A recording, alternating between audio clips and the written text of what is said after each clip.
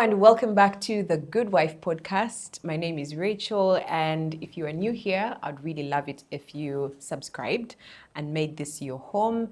We are a community of women and men in hiding, mostly women, who are focused on building stronger marriages and families, but also just our faith in God and living a life that is purposeful and intentional. And we do that through conversations. We do that through hearing testimonies, stories of individuals who have walked this journey called life. And I'm sure there's a thing or two that you can learn from every conversation that is had on this platform. So today is no different. I have a special couple. They may not be very familiar to you, but I beg you, listen to what they have to say. They are very good friends. I've known them from my pre-marriage church days, if that makes sense. So I used to go to Deliverance Church before I got married, and these are people that I mean, is it safe to say that we grew up together? Pretty much. Yeah, we did. So, ladies and gentlemen, Julie and Jonan Lukoda. Thank you. Welcome to the show. Thank you. Guys. Thank So you. I had to convince these guys to come to the show. I had to make a pitch.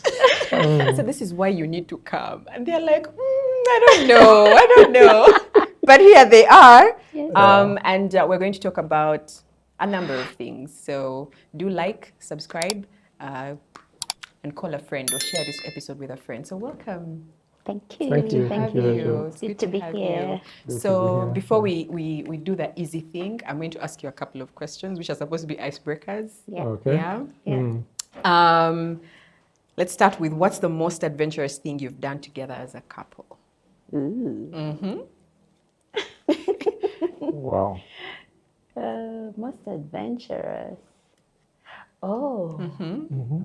So there was this time we went to Disneyland, not World, in Paris, and they had just had their space adventures built, and we went. I think that's the most adventurous for me that we have done together. I actually cried. Really? Yes, But you know what was adventurous about it? Yeah. is that as we went into the tunnel, the spacecraft, everyone was screaming. And I kept on asking Julie, Why are they screaming? why are we going where people are screaming? Shouldn't we be running away? Yes, because it was evident Yeah. that there was trouble, but we still went through. Yeah. When you have young children, they have a lot of energy. So How old were the girls then? That's about what, 5 years ago? About 5 years ago. so one was about 13 and Yeah. 10. 13 Okay. and 10, 13 yeah. and So 10, they were thereabouts. for That's it. a good age. They're also pretty And, adventurous at that as point. parents, we could not let them down.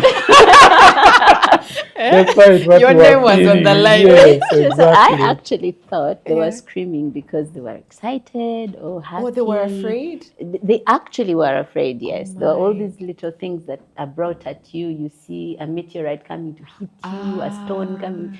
All the while in a tunnel? Yes, the way it feels in a real. And at some point, you actually somersault. That was, and you're like, but yeah, it was an Why are we experience. here? That was, Yeah. Okay. I suppose we didn't hear ourselves. We must have also screamed. It's at some point. At some point. Yes. So for context, how long have you been married?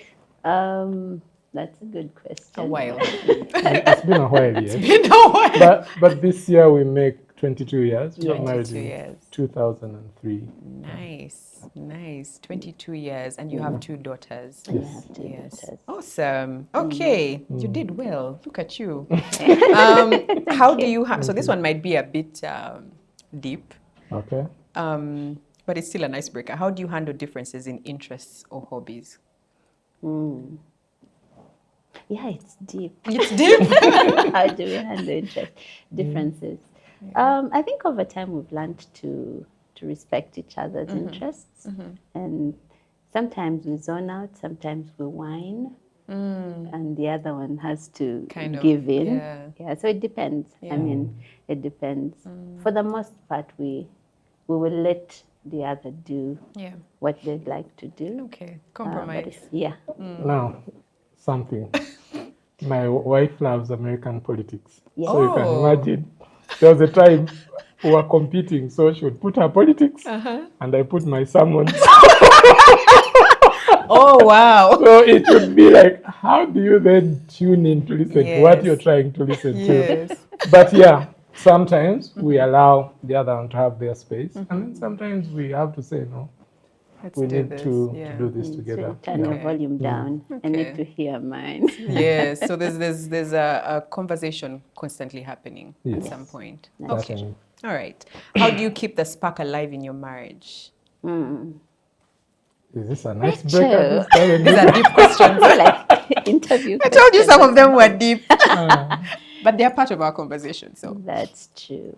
How do we keep the spark alive? I think most of all, we are friends. We were friends before you got married. Yes, before we got married, and so we are also friends now. And we don't have rules and regulations around it. We don't have set things to do.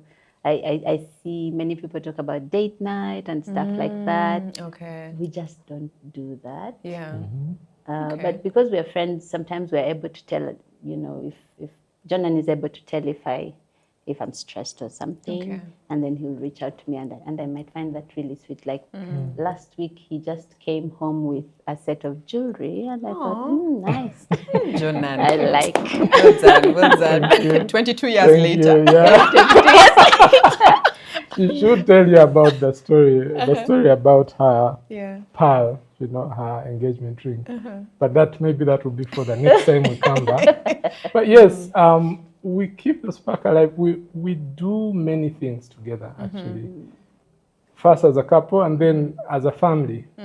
So you find that, like, things at home, we love to watch movies together.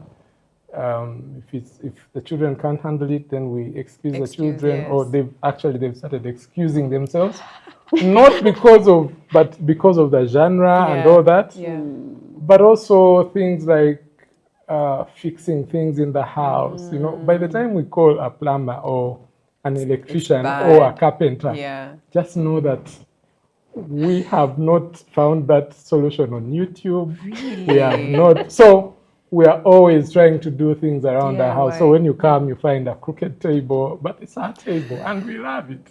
You made it. And yes. So I think that has really kept us talking and working, and then a few times taking long walks together. And that has been actually a very recreational activity, because when we walk, then we can talk, because these African homes, you come out, you're in the sitting room, bedroom, sitting room, kitchen, sitting room, that's how it is.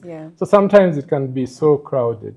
Yes, once in a while we take a trip, but that's like not often. Maybe the last 1 year we didn't do that, but yes, that's the time when we really get away and spend time together. But we're not so fixated on, like she said, like the structure of every week. Yes, Okay, and I think probably speaks to the importance of having a friendship, on building your friendship. And I remember watching you guys before you got married. First of all, you dated for such a long time. My God. Everyone knew Jonan and Julie. They are a couple, but I'm like, when they getting married? So what was that about? We were friends. Oh, you were friends. It was just like a deep friendship? Just friendship. It was actually a very deep friendship. What actually happened is that we became friends while we were still young. I come from a boys-only, background, family. And then I find this girl, and she's my friend, and she's accepting me. I had many insecurities at the time. Okay. So we walked together. We did ministry together. And it's interesting. We were still doing that until we were told by the guys, you've been dating for So we informed you that you were in a relationship. Yes. Interesting. But I guess the transitioning was a bit we didn't know when to transition, because you've grown up and you've been very good friends, and you don't want to shock someone that all along the last so many 6, 7, 8 years, because we met while she was in S1, I was in S2, and we were best friends. Wow. All the way through campus. Yeah. Wow. And let me shock you on the show. It is your dad who said, guys, even a football match has Boundaries. demarcations. No way. Just stretch But this forever. Wait, first of all, I didn't even know Daddy had anything to do with this. He did. Yes, he did. He He gave us called us perspective, into yeah. his office and he said, "So what's going on? Oh my gosh. What's going on with your lives?" And then Jonan began to tell him, "I just graduated and I want to do a master's." He had all these dreams. Yeah. And then your dad asked him, "When are you going to do the master's?" And then Jonan realized he didn't know when he was going to do Trusting the An God ambiguous for the plan. money. it was like a plan Yeah. out there in the air. Yeah. And so he told him, he said, "You know why the football field has boundaries? Because if it didn't, Yeah. the ball could go Anywhere. anywhere." And maybe while- the people who are running Yeah. would get tired and Yeah. someone else comes and takes and over. scores. So it says Such every a time weird you run analogy, yes. with the ball, Yeah. actually this has never left us. Every time you run with the ball, you try to aim for the goal. You might get there, you might miss it. Yeah. But that helped us, now say, yes, actually we've been at it. Yeah. Why not? Yeah. Why not? And we were sure that we were meant for each other.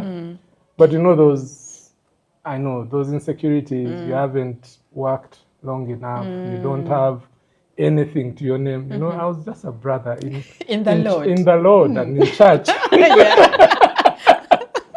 And my Best friend at my that best time, friend, yes. yes, because we never used to use the words girlfriend, fiance. I mean, This is DC. sister. Yeah.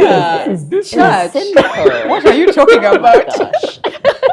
So Yeah. my sister here had so many suitors, so you can imagine. But yeah, Oh. So how are you handling the suitors? Would you come and tell him that, there's so and so on my case or something?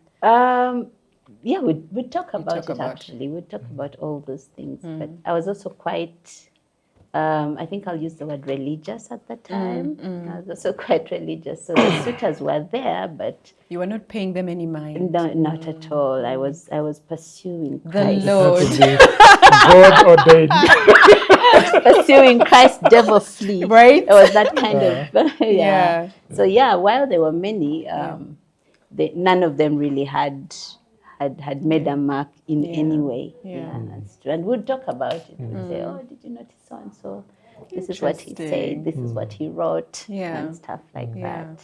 And you know what's quite profound is that Julie is so insightful. I remember when now she was presenting my case to her parents, I said, "But what has a guy? I mean, what do you have over do you that? have? Yes.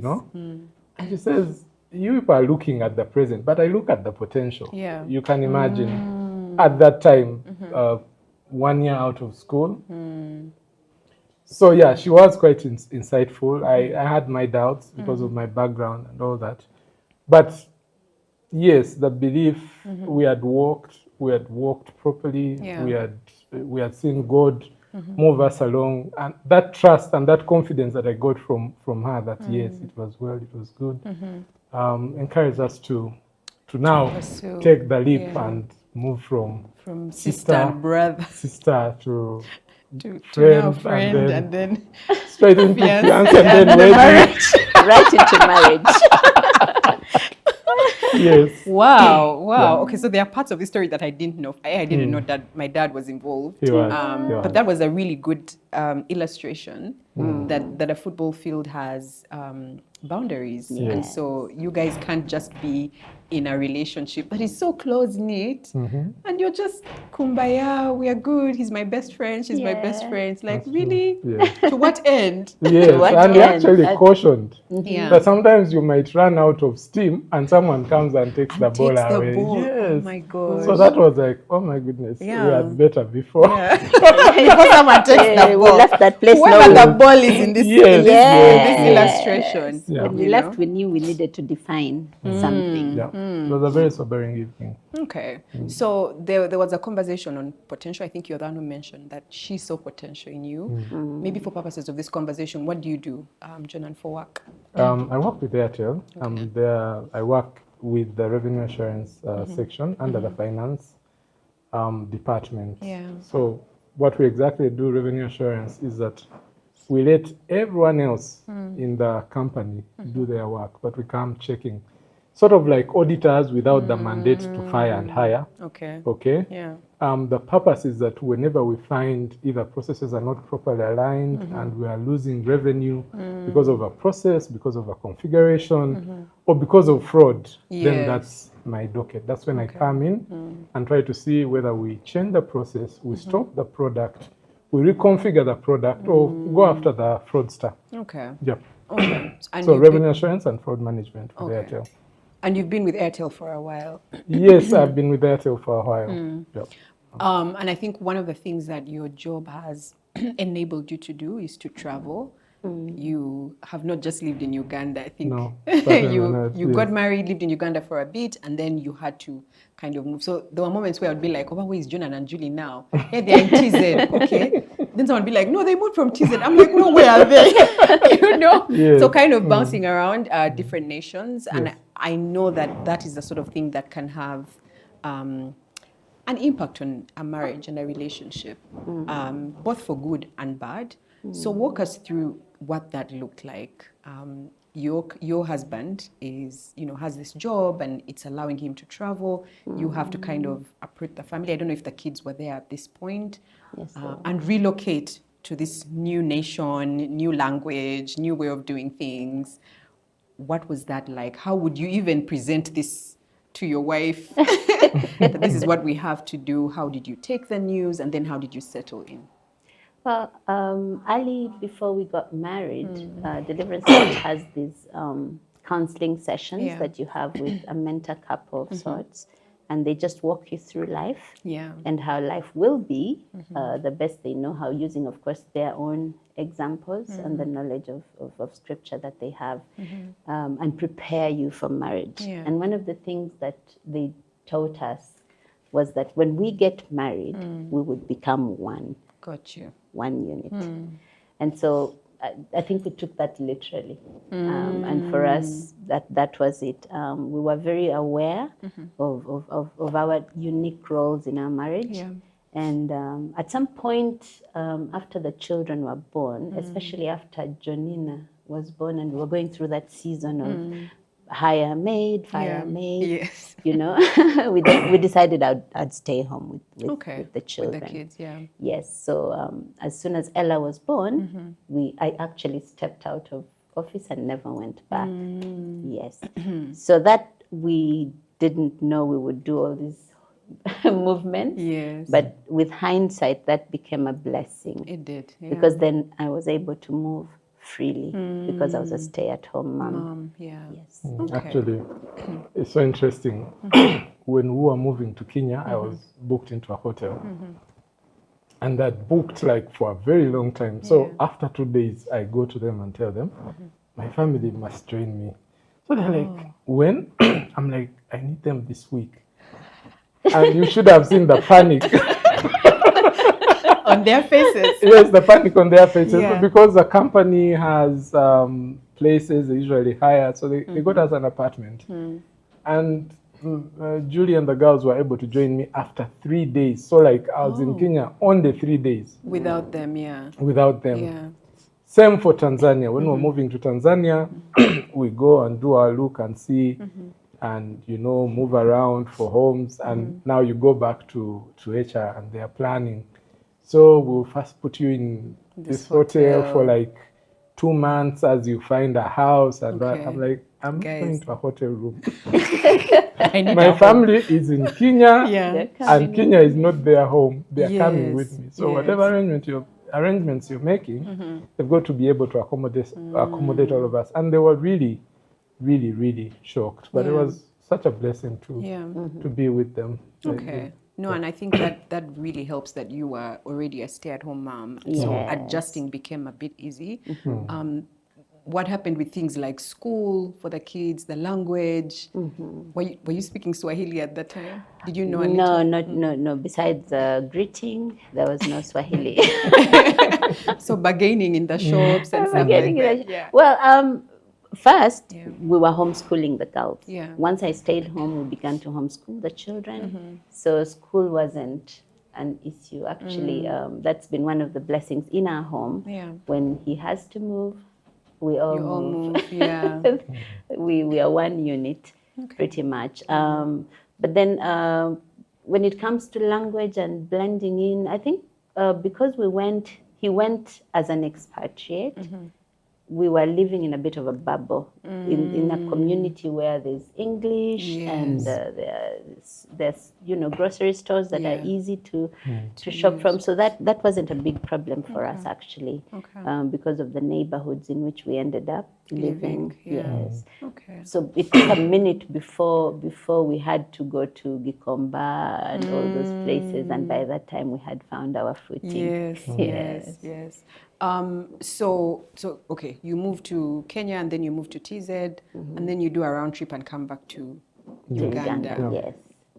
So was that like a work decision, or did you feel like maybe it's time for us to come back home? First, there was a prompting. Okay. There was a prompting. I think even the move from Kenya to Tanzania, there was a prompting. We were serving in a church, and all of a sudden I feel this prompting that my time in Kenya is up. Done. Yeah. And we said bye like for a year. We had to relinquish ourselves of all responsibilities that we had held on to make sure that we are ready for us to move. And it was a similar thing in Tanzania, although in Tanzania we didn't quite accept it, but it was there. When you look back, you see that God was actually telling us that your season here is done. Yeah. And your season, it's time to go back home. Well, for my employer, it was a localization of the role. There was a Tanzanian doing the same role that I was doing in Tanzania. Really? So it makes a lot of financial sense that, if it's the same role, you have locals do it. There are costs that go with being an expatriate. So that's how it played out. Okay. But even before the employer, because the employer gave us how much? Maybe 2 months, like about 2 months notice that, we want you to go back home. We are not renewing, you get? But we had felt the prompting like a year before. Oh, wow. The prompting was so strong that even the vehicle that we purchased at the time, we made sure it had Ugandan plates. Yes. Interesting. Because we were like, when we are going home, we don't want to go through the whole thing of the taxman. We want to reach the border and just wave at them, and then the vehicle crosses in. So in terms of from the employer's point of view, it was localization. But from our perspective, it was time, and God has proven again and again that it was time for us to return home. The time we did. Yeah. Okay. So back to the conversation on friendship, because I feel like that really is the foundation for your relationship. So there's Christ, who is the overall, but I feel like you guys built a really strong bond for your marriage, unintentionally, because you guys were just brother and sister. Like it seems to have worked. But even that time, some of those conversations would sneak in, and you're like, so what happens? What do you think about this? So but you don't want to offend the sister or offend the brother, so you're not quite committal, but you plan for marriage. Hypothetically. Just in case. So the conversations would happen, but the actual commitment to say, now we're walking like this, it will be this time. And when we took the decision, it was really about a space of about 6 months. Because immediately we took the decision, we started asking the parents for dates. We got the dates, and 2 months after our introduction was the wedding. And people were like, why the hurry? Is there something wrong? So people are trying to observe. DC. She might be pregnant. Let us observe how her tummy. Exactly, something like that. Okay. So there was a bit of intention, but not quite.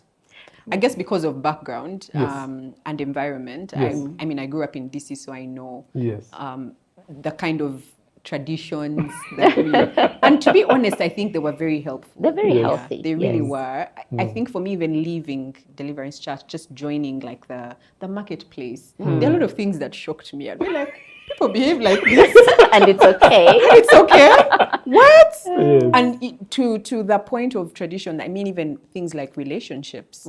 I feel like DC taught us not to have gray areas. Like there has to be intention. Like Yes. what is this man about? Yes. Ask him like what are we doing? What's going on here? You can't be dragging a girl along for Yes. 3 months and you've not said anything. Yes. True. Unless of course you are brother and sister, you're focused on, serving the Lord, and that's fine. That's but back true. to that conversation on friendship, I feel like yes, it built a really good foundation for you. What would you say then was your approach to things like conflict in your marriage? And maybe if you're at liberty to share a season in your marriage where there was conflict and how you resolved it.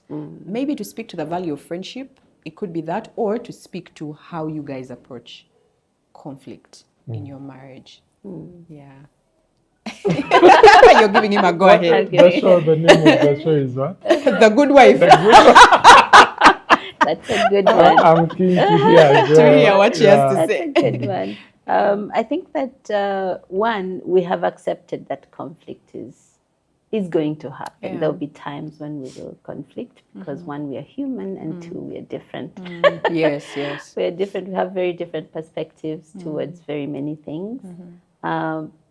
What we have settled, on is that our marriage is a unit on its own.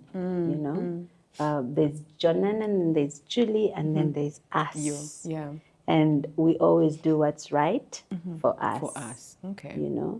We look past what I'm growing into looking past what is good for Julie alone, and Jonan is also doing his best to grow out what's best for him alone to what's best for us. Yeah. And so whenever we find ourselves in a place of conflict, then we say, individually, really, we don't talk through that, but individually within ourselves, as we introspect, we say, okay, what's best for us? And that has to lead. Yeah. That has to take the day. Yeah. And I think that has been a very a good growth point, because in a moment of conflict, sometimes we're both very strong, a very strong character. Jonan is very good at holding an argument. I was just about to say, yeah, he does sound like He's quite he good. has words. He has to, words, Yeah. and he has intellect. He can string you in. Until you're like, wait, what Where was I? was that? What are we arguing about? And then I'm very strong-willed. Yes. I may not say a lot, but once my heel is dug in, Yeah, there's it's no dug in. budging. Yeah. So that has been a good growth point for us both. Yeah. For us to give up our will for what's good for our marriage, for what's good for our relationship, for what's good for our family. Yeah. And that has been, I think that is how we have generally resolved conflict. Of course, with each conflict that comes, we cross that bridge when we get there. Yeah, we cross that bridge when we get there, but that's the principal thing. And we haven't had many Butting We've head had a few though, not many, Yeah. but they've been there. they've been there. Yes. But if I take us back to the role of counseling before marriage, Before I marriage. remember our counselors told us, literally, never let the sun go down. Down on your anger. The literal sun. Yes. So for the longest of times, Yeah. we sat up to try and get to the bottom of whatever it was. Yeah. And then somewhere along the way, we also learned that if Julie is aggrieved, it doesn't help it if I also bring my Yeah, other things, grievances. yes. So Yes. God help me to go through that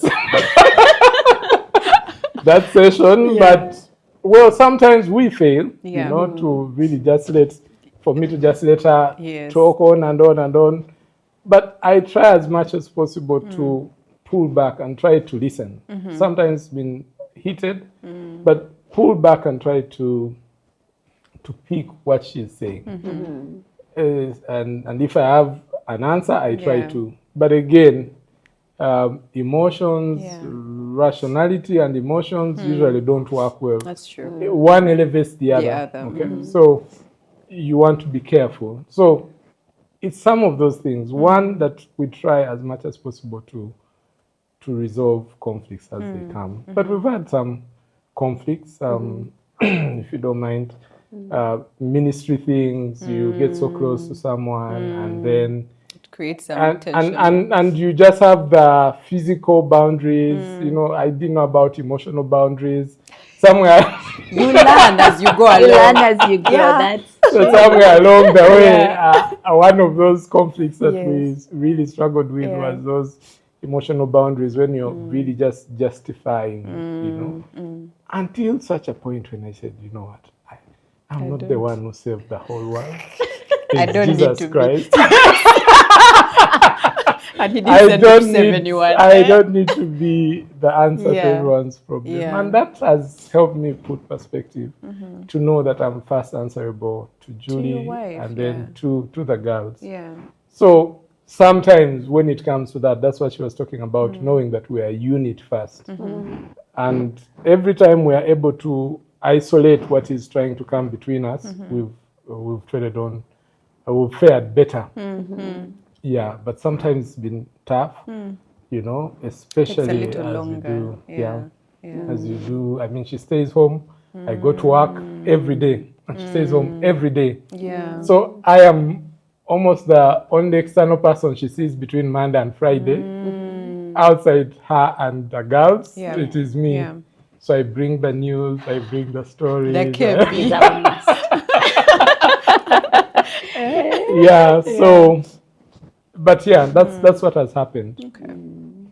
But to realize that we are a unit and we always have to protect the unit first. There's we don't have business trying to understand everyone else if we are crumbling within ourselves. So every time we felt like we are crumbling because of external, you know, and most of the conflicts have been mostly external. And maybe the other one would be to dealing with relatives. You know, it can be tough. Bound to happen, My wife is a stay-home mom. I am the one working. How do you manage those demands from either side? Yes. But even that one, again, we were prepared. Told, manage your relatives, I manage my relatives. So it never crosses. You never hear Julie engaging with my parents or my brothers. Yes. She has an issue. Your monkey, I have an issue, I tell her. So that has saved us, and it has also saved our image in each other's families. Okay. To remain that, you can't. It's Julie who told you. It might have come from Jonan, but you can't quite confirm. Yes. Okay. I quite like that dynamic, and I think for some couples it takes them much longer to get to that place, which I'm going to call maturity for the sake of this conversation, because I feel like a lot of the issues we face in marriage many times stem from selfishness. I want things to be done maybe the way I saw them when I was growing up, or the expectation that I had of marriage and of a husband and of a wife. And so if you are separating the unit and making sure that whatever you do is for the good of the marriage, I think then you have different lenses to look at different things. And it's not just about you, it's about the marriage, you know. You talked about ministry and boundaries, and I think that's something that a lot of church people struggle with, because, you know, we are helping. Brother so and so, sister so and so needs help. You know, you want me to turn them down? What are you saying? What would Jesus do? The Lord's work. It's the Lord's work, you know, but not losing sight of, there's the Lord's work, but then there's marriage, and I believe God is a God of order. You guys are in ministry now. Do you feel like it's like a full circle moment because you grew up in the church, and now you are leaders in the church? Talk us through that transition and what it feels like to, you know, have those roles. The good wife. That's how it is. Well, he's the elder. I'm the elder's wife. You're the elder's wife. Ministry for us has been part of our journey from the very beginning, actually. Even before we met, in my case, I was already doing ministry at that level. And then Jonan came to Christ in one of the conferences, or should I call it a mission, a teen mission that we attended, a boot camp actually, that we attended. But right after that, he also got into ministry. So it's been a part of our journey. So even with the engagement, the recent engagement in ministry, it hasn't really been a dramatic change for us. It's just recognition, I guess. But it's what we've been doing. Okay. Even when we traveled away from home, we continued doing ministry where we were. Actually, he was ordained in Deliverance Church, Ngong Road, as an elder as well. And then, of course, in Tanzania, we began to feel that we were going to leave much sooner than we felt. So we turned the opportunity down. But operationally, we were actually still very much engaged in ministry. We're probably the least engaged here. Really? Yes. Personally. Jonan is busier for sure. Jonan is busier for sure. But I think we were probably the most busy in Nairobi in ministry. It's a bit more relaxed now. So it's not been a dramatic transition. It's been part of our journey. And for us, we believe that that who we are, what we have, has been the blessing of the Lord, and our return is to serve Him. We actually fundamentally believe that if we stop serving, everything that we are and have will change. Because we live and move and have our being in Him. That is what. So maybe I could add a thing or two. While we were here, of course, we were serving in ministry, then got married. Then there were a few weddings that were lined up after our wedding. After your wedding, So we literally went for honeymoon 1 week, and we were back to attend in ministry because we were like leaders in the worship team. We served in the worship ministry. So we were leaders, not we were like leaders. We were leaders. But one of our leaders was getting married, so we came back and we had to minister at his wedding. And then that carried on, it carried on through our time of expecting our babies, and it grew. Now, when we got the opportunity to move to Nairobi, I remember, again, Rachel, you don't know how pivotal your dad has been in our lives. So we go and tell him, inside our hearts, we had spoken about, we said, now I think it's time to take a break. Because we had felt that there were younger people, that were coming more talented, and we didn't want to, there were not as many opportunities, because now with children we could no longer do missions. So our ministry was mostly at church, in church. Okay, and on the 52 Sundays, the young people, they are more energetic, they are arriving on time. So sometimes you feel like you're stumbling them. With genuine reason, you have children. If you keep tagging along, you either break or you feel like you're stumbling. So we were doing that introspection, and we thought, maybe we've served. We've been in the worship team for like, 6, 7, 8 years. And we're like, okay, now let's pull back. Now we come. Our send-off was at your home. Okay? I don't remember that. I'm sure you don't. But if you look back, you remember. I probably will. So the man of God gets his anointing oil, okay? Yes. And he comes and anoints us for ministry. Oh. Says, as you go, we are anointing you to go and minister. Anointing oil in the home, not in the church. Okay, we were with the worship team. And of course with the family. And inside that, we're like, no, it's just he doesn't this know prophet. He's in his own movie. He doesn't know what we're doing now. Now we go to Kenya, and we just failed to settle in the seats. There was a worship team. We just failed to settle in the seat. Every time something was tugging at us, no, you have something to contribute. You have something to contribute. So we are like, okay, let's join, but this is it. We'll just be there. Once we are scheduled, we'll come. When we are scheduled, then we can impart what we know. Long story short, the prophet did not leave us alone. He followed and had our pastor cornered in one place and told him the people you've gotten, they are not just singers. If you're using them as singers, then you're missing out on a whole lot.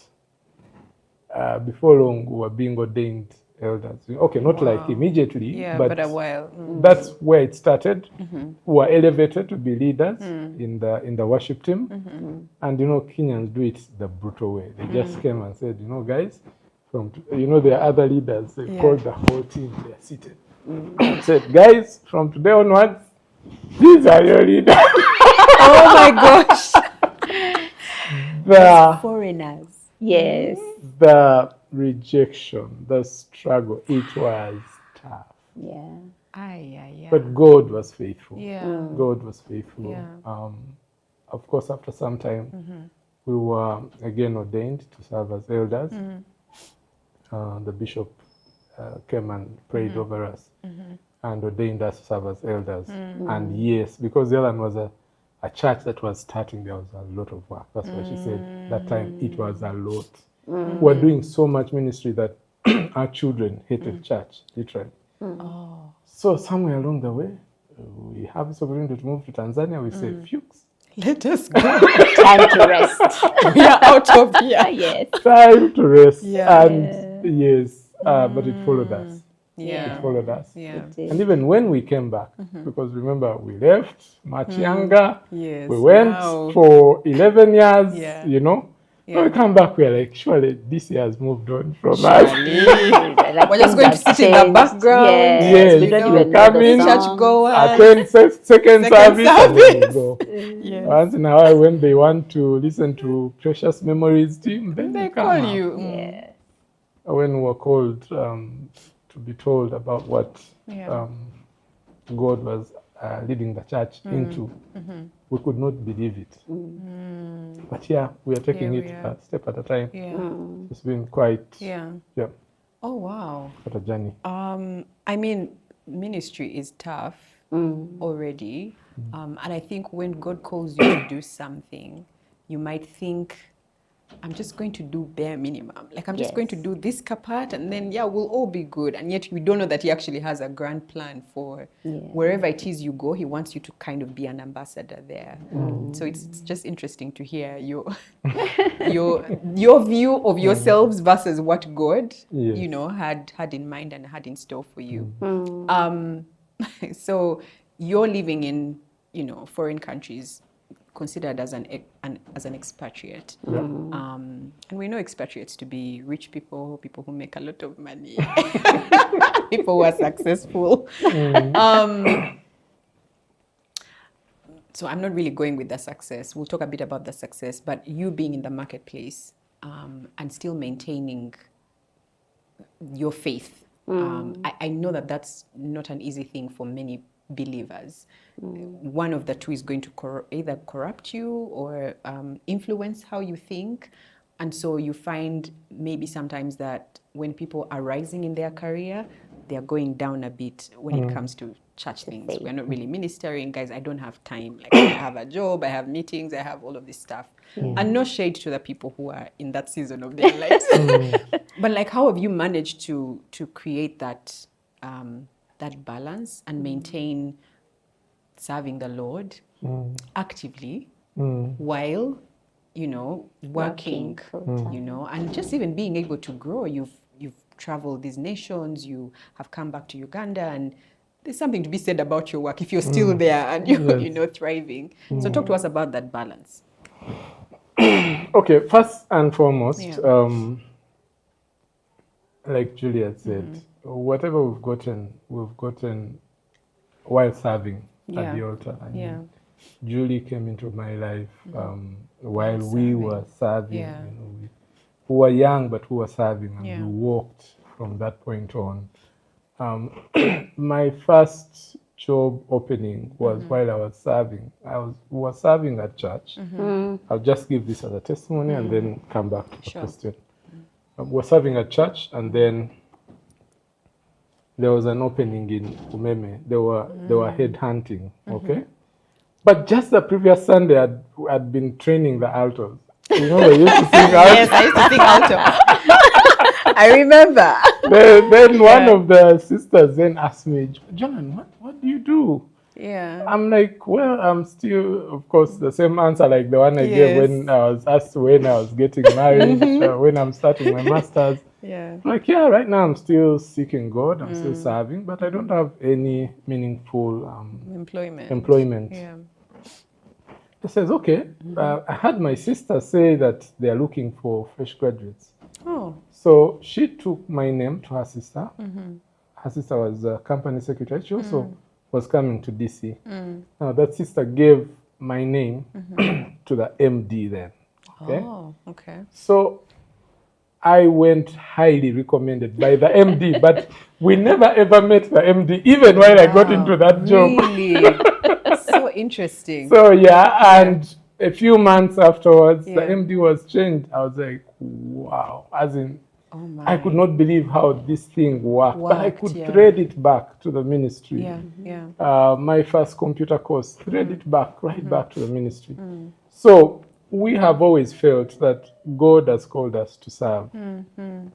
Maybe before we were singing and instrumenting. Yeah. Now the season seems to be changing into mentoring and coaching and that kind of thing. But that is ever, that is ever before us, and we cannot run away from it. So getting into the workplace, first, you've got to make it known that I'm a believer. I am a believer. And that saves you so many things. Yeah. But now, in the corporate world, I remember when I'd just gotten to work one time, my first performance appraisal had a comment, not social. Because every time it was 5 o'clock, I was either going home to my wife or going to church for practice. So I've learned to navigate that. Yes. But so now I can be available. There's a workplace party. I stay around for a bit, a few minutes to really just catch up. Again, we have to bring, we've got to bring salvation to that space as well. That's true. Yeah. But one scripture that has come alive in us is that I'm not ashamed of the gospel of Christ, for it's the power of God unto salvation to everyone that believes. Yes. So one time I was telling Julie a story where someone asked me, so what religion? I said, I'm born again. So it's like, what kind? I told him the shandering type.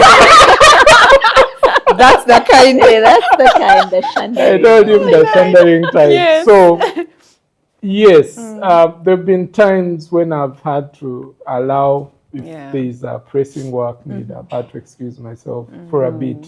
Yeah. But I always know that I have to fall back because that is all these avenues God is using for me to take His light into that space.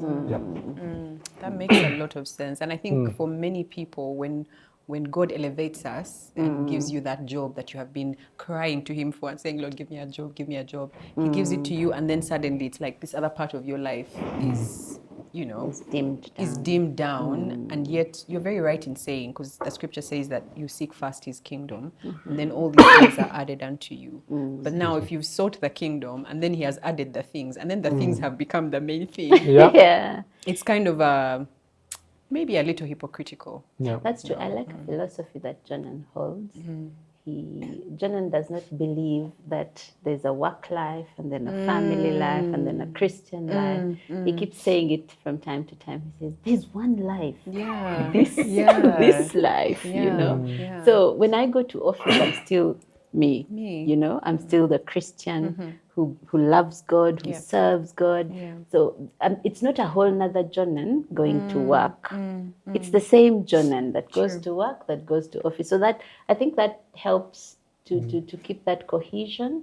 You know, when you know that I'm accountable wherever I am to my faith. That's true. To the faith that I profess. Yeah. You don't cease to be a husband because you are at work. Oh, that you remain a husband. You remain a husband, you remain a Christian. In that space. Yeah, that's so true. I think one of the things that I encountered in my marriage, which I learned much later, is you know how, like we were saying, that we have one life, you're a Christian, so you are supposed to be a Christian in your marriage and also a Christian outside of your marriage. Yes. But I find that sometimes Christian wives practice Christianity outside their home, and then in their marriages, you know, I have rights, you can't talk to me like that, and it's almost like there's not much room for forgiveness and empathy and all of these nice things that Christianity teaches us. But when we are outside, we're like, sister, God bless you, you know, brother, I see you. But your husband has a completely different testimony. You're thinking, I know. It's like, I know who you really are, you know. And so I think it's nice to know that we are one person. You're a Christian, and so your values, your work, you as a wife, you as a husband must reflect that. That's true. You know, That's true. As we bring this to a close, I want to ask you guys about, you've been married 22 years. So a lot This year, 22 this years. year, 22 years. Yeah. A lot has changed in the marriage space. And of course, as leaders in the church, I know you encounter couples. I don't know if you've started doing premarital counseling. Yes, we A have. little, okay. There are struggles that you probably used to hear about when you had just gotten married versus what we're experiencing today. What would you say are some of those differences that you have seen? How do you feel like marriage is being approached today versus when you guys got married? The good wife. The good wife first. All right. I think one of the first things that is fundamentally different is just our perspective as wives towards the role that we play in marriage. Today's wife is far more enlightened than then. Yeah. I don't know what the reason for that is. But growing up, we were taught, you know, I'm looking for the right word. We were brought up in a more domesticated way. And today our daughters are brought up in a more corporate way. So when we get married, the woman today is more empowered in the household than the man is sometimes. Or they're about there. There's been a lot of investment in the girl child and very little investment in the boy child. A lot of training goes to the young lady and very little training is given to the young man. And that always plays out in a young marriage. You know, usually the girl is more empowered, sometimes even financially. So there's a role war that goes on inside the home. And unfortunately, for those that have come into my circles, it's actually breaking lots of marriages. There's never an opportunity for the couple to come to a place where they agree. You know, because each one is empowered. The husband is strong in his position, and the wife is not budging. And that's a fundamental difference. So I feel that that, you know, young wives need to come back to the place where the Bible, especially young Christian wives, to the place where the Bible tells us to submit. And for us to know that submitting is not being subject. You know, it is not subjection, it's not slavery. Submitting is me speaking to me and saying, I will submit to my husband's authority because it is a God-ordained authority. You know. For the young wife to come to that place where we realize that when I submit to his authority, it does not, I don't lose me. I've had many a young woman saying, I'm done. I am finding myself. You know, I'm going to do me. I'm going to have my money, my life, my, you know. But to come to that place where we know that even being a submitted wife does not mean I have to lose me. Myself, I do not have to lose myself. I can be a whole person and still submit to the authority, the God-given, the God-ordained authority that my husband has. You know? And I think that would be a good change. Realization for women. A good realization for the woman today. Yeah, Just to really add on what she said. First, there's structure. God ordained structure. For a reason. There's structure in the church. There's structure in the home. There's structure in the kingdom. So if we're going to breach that structure, then that will cause that imbalance that is happening. Lately, people go into marriage to become happy. Yeah. Okay? Yeah. And happiness is a fallacy. Because you can't say now, I've had all the happiness, I no longer need any. Yes. I'm You done get. being happy. So if that's what we are pursuing, then we are pursuing something that's a moving target. And we can never quite settle. Yes. But just to go back to, so that's, I think that's the biggest issue. And then the other thing that I'm seeing in today's marriage is that people, or young people take counseling from their peers who are not in the same bracket. Okay.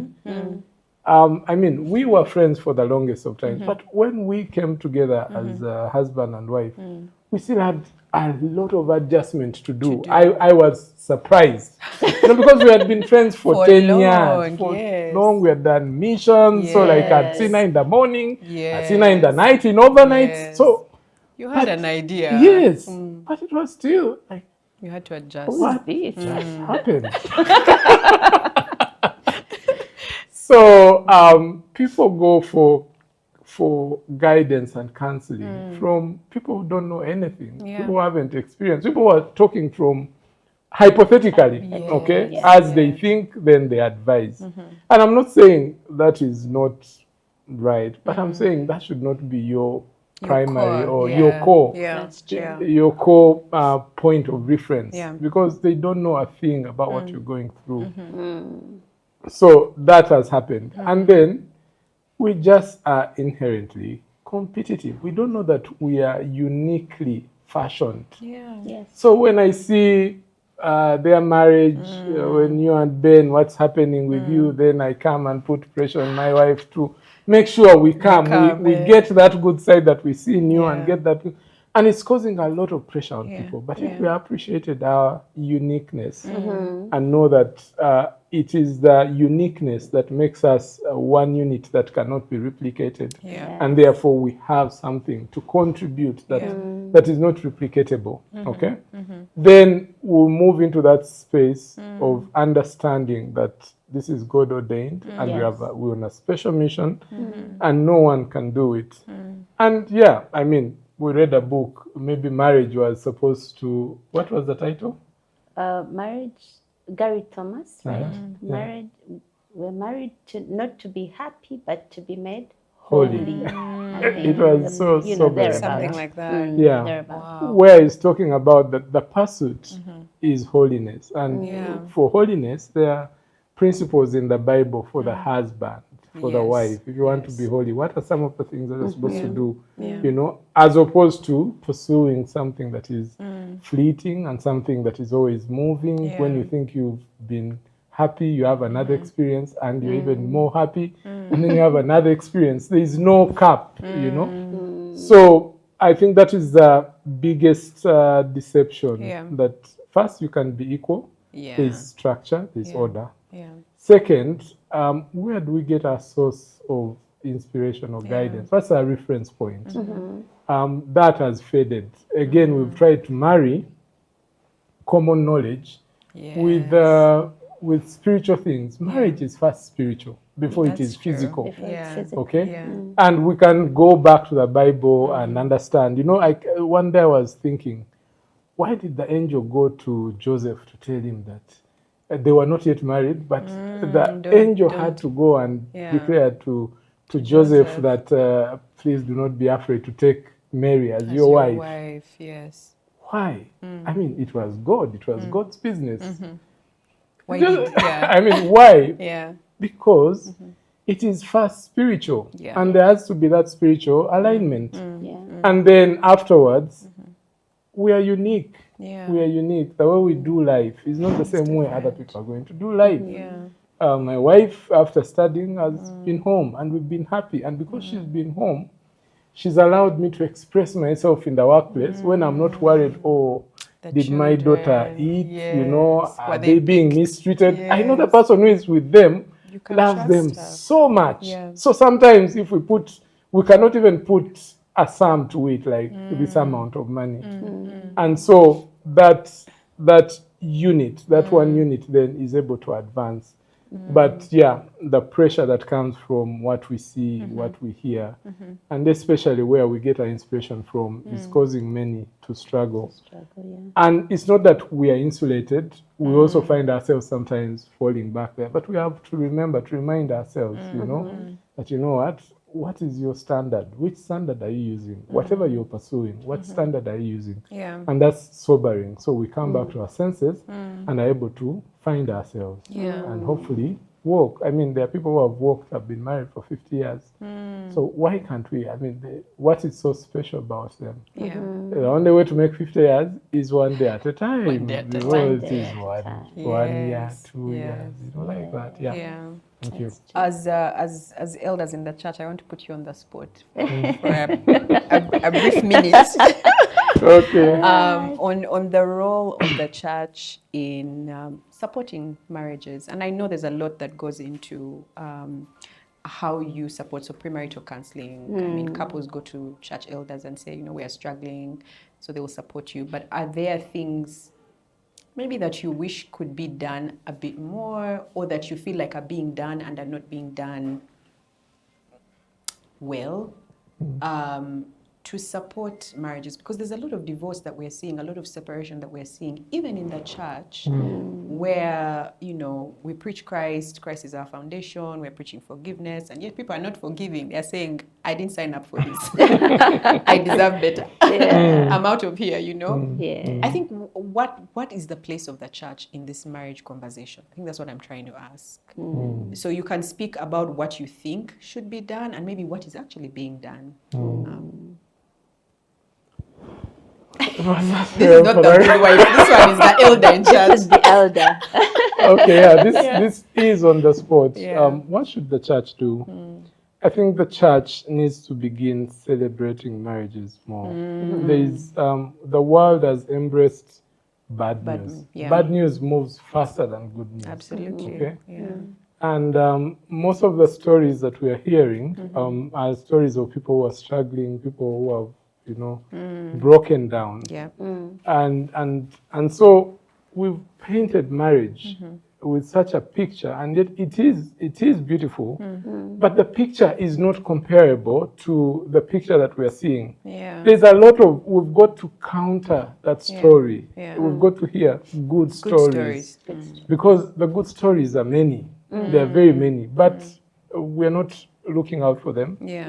I mean, even people that are having, and thank God for this show, because then you are allowing people to peep into people's homes and telling good stories, or even telling lessons, even if the story is not so glorious, but at the end of the day, there's a lesson. Yeah. So I think that the church needs to really go strong on celebrating family, celebrating the values that keep families together, and highlighting them at every little opportunity. Yeah. That would be a new one. And then create safe spaces. Again, what has happened is that even with the church, we've seen people get into, have their own stories, and people are scared. But someone said that if you failed once, it doesn't mean that you should give up. Yeah. There's so many people that have failed, but there are many more that are really working well, that are thriving. Yeah. Can we listen to the stories that reinforce the values that we believe in, the values that we believe in, and the values that we're promoting, and not as reinforced as the negative stories? You can go through an entire newspaper or two of them and not find a single story about something that is working well. Yeah. And we consume that for maybe a full month. Then there is that Sunday paper that is designed for, and usually people are so tired to go back and read that. So that, I think the church needs to do that, and celebrating values. And then we continue. We shouldn't get tired of talking about the good and the ills. ills. Okay, Yeah. the guardrails. The church needs to caution. I know the cautions are there, guardrails in Deliverance Church. I mean, the guardrails they were not even guardrails. They were guards. They were You don't guards, you don't behind guardrails, right? There were guards deployed that you can't even, you know. Yeah, but the guardrails and create spaces for people to happen in a healthy way, people to interact in a healthy way. I think for the longest of times we've overemphasized the other spiritual aspects and probably not quite neglected, but left this one. And the other thing which sounds a bit off is that, you know, minding your own business. People have, as if that's a good thing. But how can we improve if we just mind our own business? It shouldn't be in an offensive way, but I mean, if you see that I'm struggling, I should allow you to come and say, Jonan, what's happening? Okay, and also create that confidence that if I tell you, then you won't go and make sure that the entire world knows, you know. But we have to be our brother's keeper. You know, we see things in spaces, we see things in the workplace or in other spaces, and we don't talk about them because we want to remain on good terms. But we're going to call out evil. That's true. And help people to stop and think. You know, sometimes someone tells you something and you're mad at them, but after some time it comes back, especially if the heart is pure. You know, whatever we do the sincerity of heart. Yes. Then we will see people coming back, people being more accountable. And create avenues for counseling. But for me, the biggest is premarital. Because as we go through the school system, there's so many stories that we get. I went to a boys' school. You can imagine the stories that I had. Then getting to university and, you know, and you have a lot of information. Someone needs to declutter your mind and reconfigure you, okay? Yes. So, and people have to develop tough skin. It's not that everything you should walk away. That's true. You know, everything that comes is supposed to. What happened to resisting? What happened to trying again? What happened to giving yourself another chance to reach out? You know, so it's not everything. Every wind that comes blows. You're like, I'm done. I'm just done. True. We have to dig deep so that we can withstand some winds. Some winds, because the winds will come. The winds will come. Actually, I remember.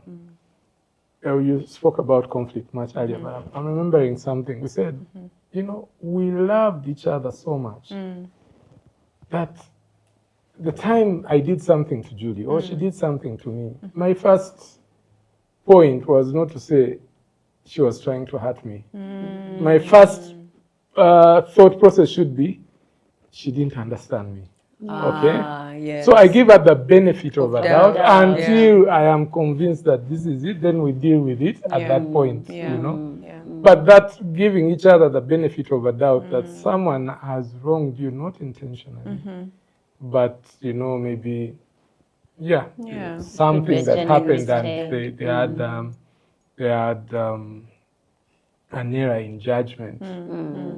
So many things we could talk on and on, but I think create safe spaces and then celebrate good marriages and have more stories coming out. Have more stories coming out. There's a way marriage can be very isolating, especially when you're in the trenches. You're like, man, I don't think any other couple is going through these things, which is probably why people give up. They're like, I didn't sign up for this. Julie and Jonan look happy. Did you see them at church? They're smiling and greeting everyone. Me, I can't stand my husband. You know, and so I feel like if people came out to share, of course, that depends on where you are, and they're creating that space for you to just talk about. Of course, don't undress yourself, but like share stories about your wins, you know, the losses and what you've learned from there, how you've navigated certain challenges. Then you realize, hey, I'm not alone. You know, these guys are as human as I am. And so Thank you for allowing me to put you on the spot. It's all good. Thank you. Thank you Thank both you. for being here.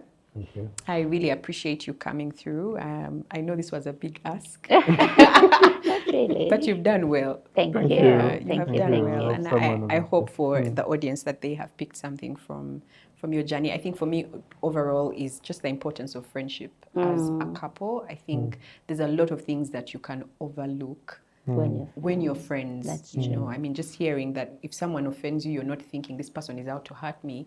You're thinking maybe she misunderstood, or maybe judgment in error. I think that's dope, because you've already skipped so many levels of conflict and like the pushing and pulling. You move to, let me explain myself better, or this is what I meant, you know. And so I think that that's very admirable, and I hope that our audience is taking notes. Thank you. So, because you came all the way, I got one of my people to give you something really cute. These are, so they are natural made skincare products, and they are by Risa Naturals. Risa Naturals is on Instagram, so please go ahead and follow them. This one is for you, Julie. Oh, thank you. Yes. Thank you. And then there's something for you, Jonan, as well. Oh, Yeah. thank you very much. When you spoke about skin, my heart sank. Your heart sank. You're like, there is no way. I'm out of here. Thank you, Thank you, you.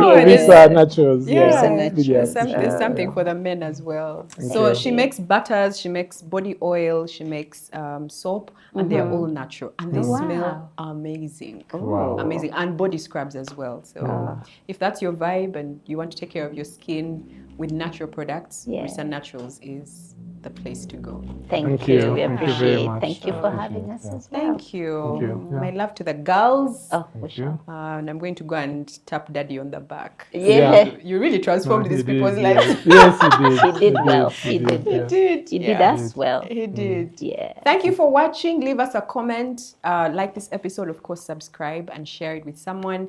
We'll be back again next week. Until then, God bless and bye-bye.